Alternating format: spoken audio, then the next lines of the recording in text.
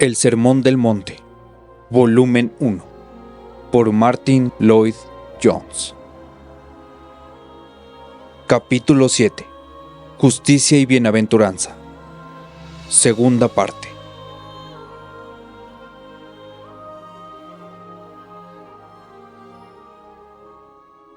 Pero también significa un deseo de verse libre del poder del pecado.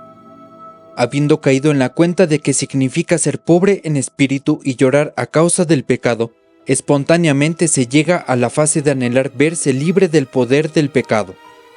El hombre que hemos venido contemplando en función de estas bienaventuranzas es un hombre que ha llegado a comprender que el mundo en el que vive está bajo el dominio del pecado y de Satanás.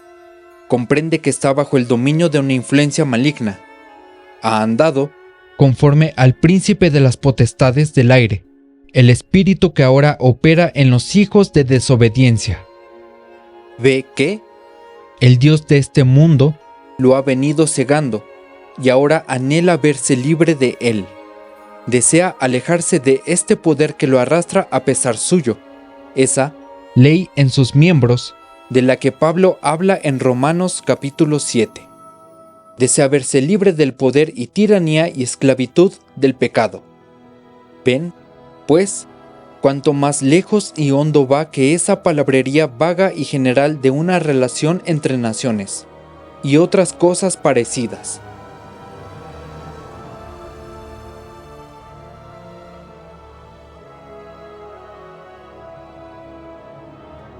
Pero todavía va más allá. Quiere decir un deseo de verse libre del deseo mismo de pecado, porque descubrimos que el hombre que se examina verdaderamente a la luz de las Escrituras no solo descubre que está bajo la esclavitud del pecado, es todavía más horrible el hecho de que le gusta, de que lo desea. Incluso después de haber visto que es malo, sigue deseándolo. Pero el hombre que tiene hambre y sed de justicia es un hombre que desea verse libre de ese deseo de pecado, no solo en lo externo, sino también en lo interno. En otras palabras, anhela la liberación de lo que se puede llamar la contaminación del pecado. El pecado es algo que contamina la esencia misma de nuestro ser y de nuestra naturaleza. El cristiano es alguien que desea verse libre de todo eso.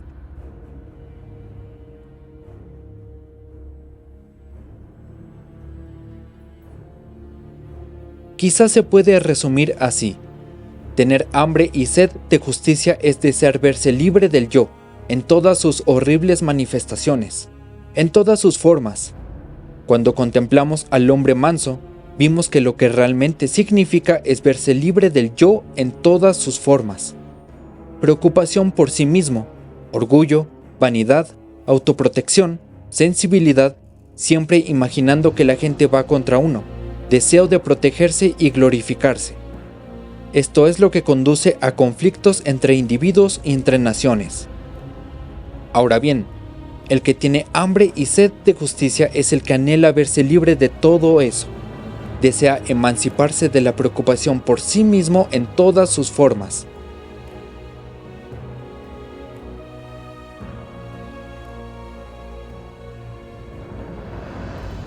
Hasta ahora he venido presentando más bien los aspectos negativos. Ahora voy a expresarlo en una forma más positiva. Tener hambre y sed de justicia no es sino desear ser positivamente santo. No se me ocurre una mejor definición que esta. El que tiene hambre y sed de justicia es el que desea vivir las bienaventuranzas en su vida diaria. Es el que desea mostrar los frutos del Espíritu en todas sus acciones, en toda su vida y actividades. Tener hambre y sed de justicia es ansiar ser como el hombre del Nuevo Testamento, el hombre nuevo en Cristo Jesús. Esto significa que todo mi ser y toda mi vida serán así.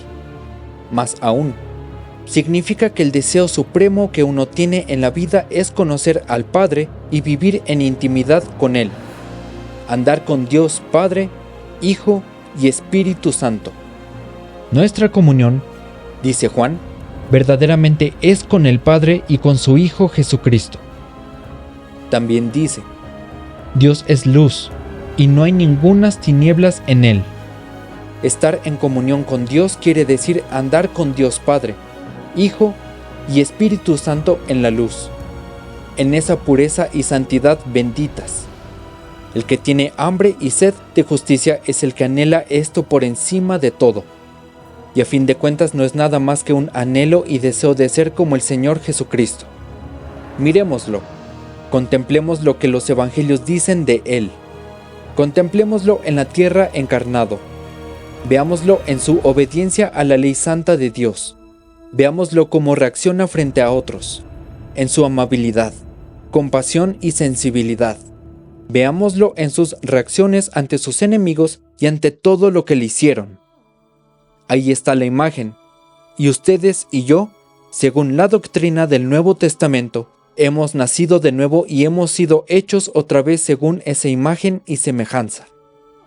El que, por tanto, tiene hambre y sed de justicia es el que desea ser así. Su deseo supremo es ser como Cristo.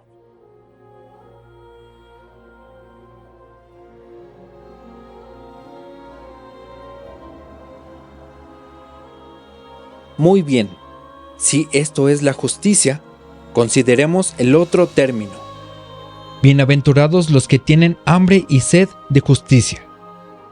Esto tiene gran importancia porque nos sitúa frente al aspecto práctico de este asunto. ¿Qué quiere decir tener hambre y sed? Desde luego que no quiere decir que podemos alcanzar esa justicia con nuestros propios esfuerzos. Esta es la idea mundana de justicia, que se centra en el hombre mismo y lleva al orgullo del fariseo, o al orgullo de una nación frente a otras por considerarse mejor y superior. Conduce a esas cosas que el apóstol Pablo enumera en Filipenses capítulo 3, y a las que considera como pérdida. La confianza en uno mismo, el creer en sí mismo. Tener hambre y sed no puede significar esto, porque la primera bienaventuranza nos dice que debemos ser pobres en espíritu, lo cual es la negación de cualquier forma de confianza en sí mismo.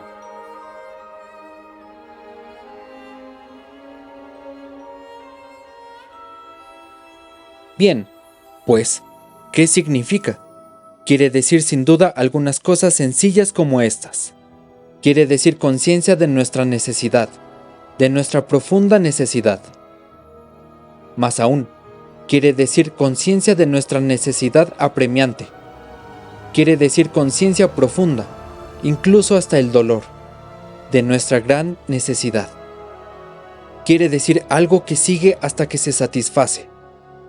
No quiere decir un sentimiento o deseo pasajero. Recordarán cómo Oseas dice a la nación de Israel que siempre, por así decirlo, viene a arrepentirse para volver luego al pecado. Su justicia, dice, es como nube de la mañana. En un minuto desaparece. El camino adecuado lo indica las palabras. Y conoceremos y proseguiremos en conocer a Jehová. Hambre y sed no son sentimientos pasajeros. El hambre es algo profundo, algo hondo, que se sigue sintiendo hasta que se satisface.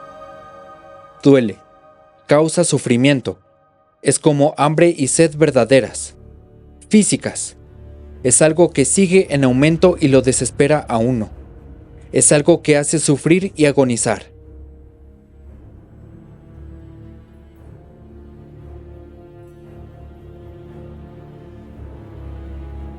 Permítanme emplear otra comparación.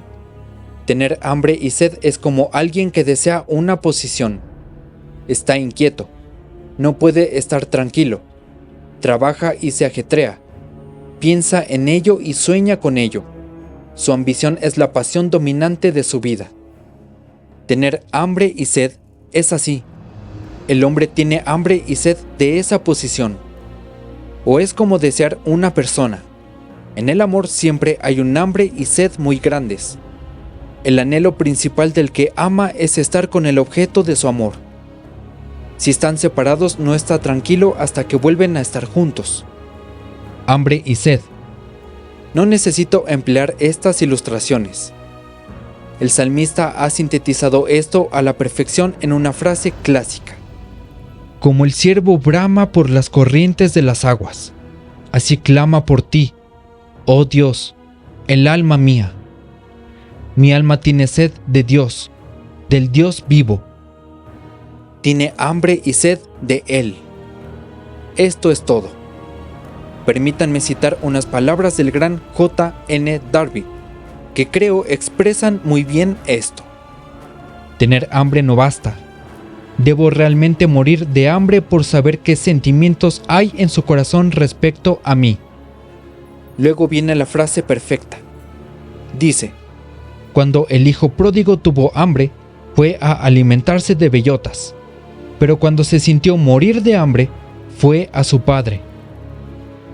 Esta es la situación. Tener hambre y sed quiere decir estar desesperado, morir de hambre, sentir que la vida se acaba, caer en la cuenta de la necesidad apremiante de ayuda que tengo. Tener hambre y sed de justicia, como el ciervo brama por las corrientes de las aguas, así clama, así tiene sed, por ti, oh Dios, el alma mía.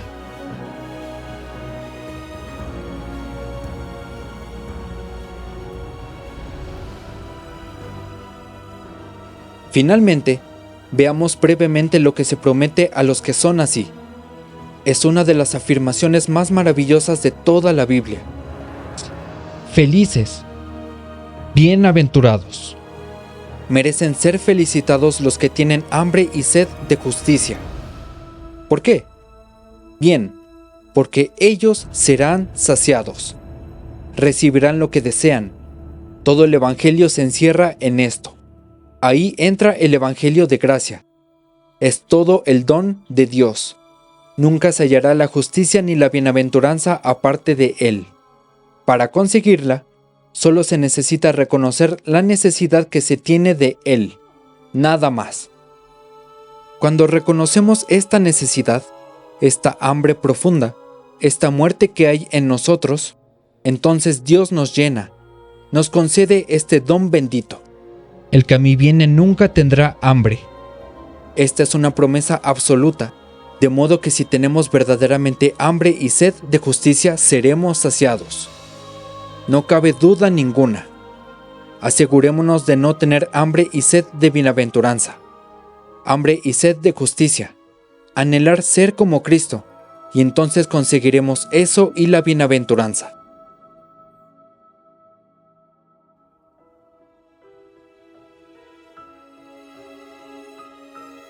¿Cómo sucede? Sucede, y esto es lo glorioso del Evangelio. De inmediato, gracias a Dios, ellos serán saciados. De inmediato, de esta forma, que en cuanto lo deseamos de verdad, Cristo y su justicia nos justifican y la barrera del pecado y de la culpa entre Dios y nosotros desaparece. Confío en que nadie se sienta inseguro de esto. Si realmente creen en el Señor Jesucristo, si creen que en esa cruz murió por nosotros y por nuestros pecados, hemos sido perdonados. No tienen por qué pedir perdón, han sido perdonados. Han de dar gracias a Dios por ello, de que se les dé de inmediato la justicia, de que la justicia de Dios se les impute. Dios los ve en justicia de Cristo y ya no ve más el pecado. Lo ve como pecador al que Él ha perdonado. Ya no están bajo la ley, sino bajo la gracia. Han sido llenados con la justicia de Cristo en todo este asunto de su situación frente a Dios y de su justificación. Verdad maravillosa y sorprendente. El cristiano, por tanto, debería ser siempre alguien que sabe que sus pecados son perdonados. No debería buscar esto. Debería saber que lo posee, que ha sido justificado en Cristo libremente por la gracia de Dios, y que el Padre lo ve como justo. Gracias a Dios porque sucede de inmediato.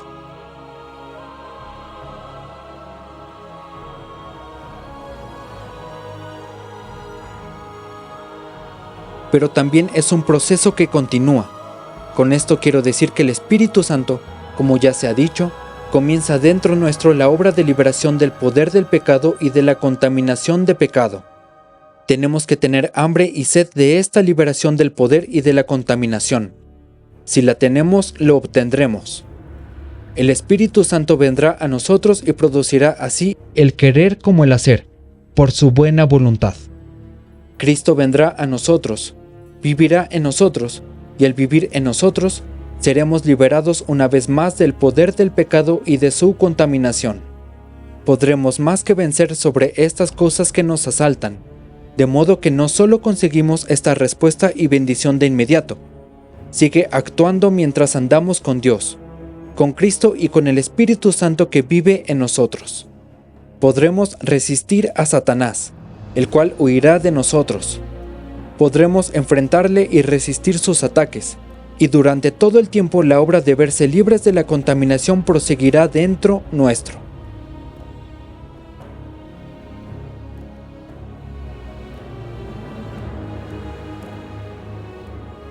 Pero desde luego que esta promesa se cumple en toda su perfección y absolutamente en la eternidad.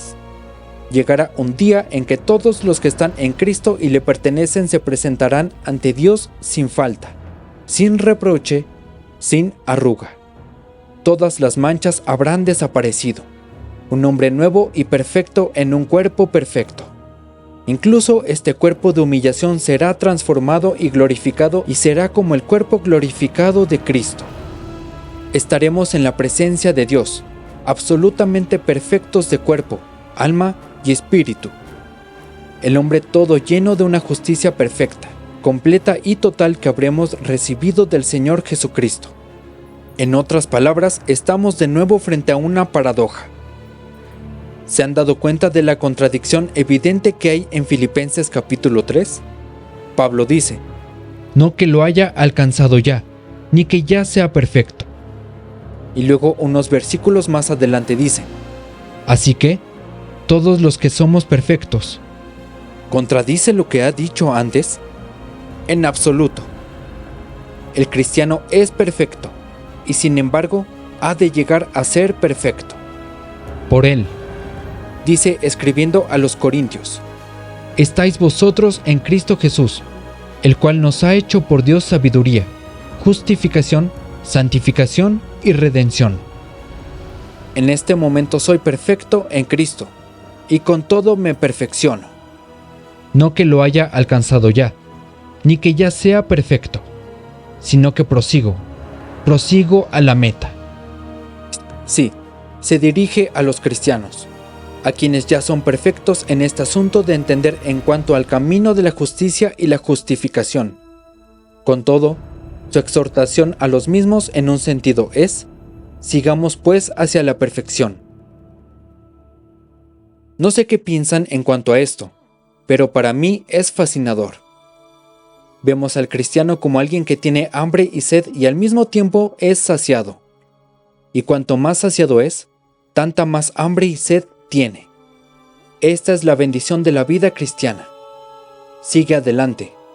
Se alcanza un cierto nivel en la santificación, pero uno no se detiene a descansar ahí por el resto de su vida. Se sigue cambiando de gloria en gloria hasta llegar al puesto que nos corresponde en el cielo. De su plenitud tomamos todos, y gracia sobre gracia. Gracia y más gracia. Sigue siempre adelante, perfecto, pero todavía no perfecto, con hambre y sed, pero saciado y satisfecho, pero deseando más, sin tener nunca bastante porque es tan glorioso y maravilloso, plenamente satisfechos por Él y con todo un deseo supremo de conocerle, y el poder de su resurrección y la participación de sus padecimientos, llegando a ser semejante a Él en su muerte, si en alguna manera llegase la resurrección de entre los muertos.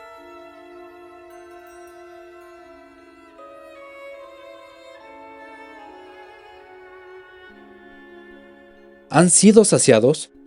¿Son bienaventurados en este sentido? ¿Tienen hambre y sed? Estas son las preguntas.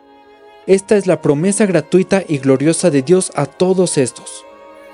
Bienaventurados los que tienen hambre y sed de justicia, porque ellos serán saciados.